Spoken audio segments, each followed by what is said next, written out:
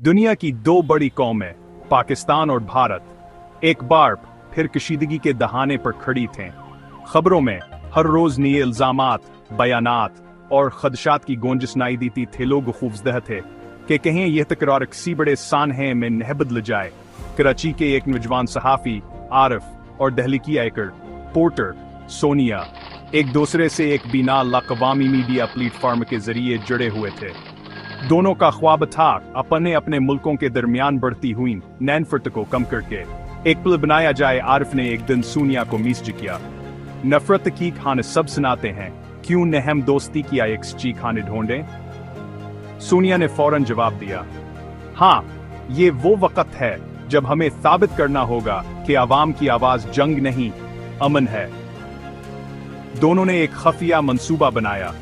वो दोनों अपने अपने शहरों में आम लोगों से बात करने लगे, दुकानदार, तलबा, बूढ़े, माएं, और उनसे सिर्फ एक सवाल पूछते, आप सरहद पार वालों से क्या कहना चाहते हैं। जवाब हैरान कुन थे। कोई कहता, हम सब इंसान हैं, बस सियासत ने हमें दूर कर दिया है।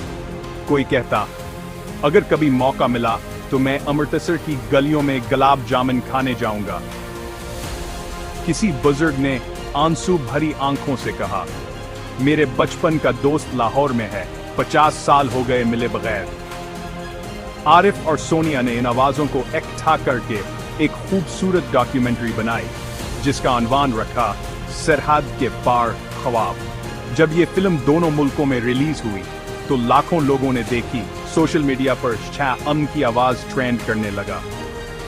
लोगों ने महसूस किया कि दुश्मनी शायद चंद लोगों की ख्वाहिश हो सकती है, लेकिन आम इंसान का दिल मोहब्बत से भरा होता है।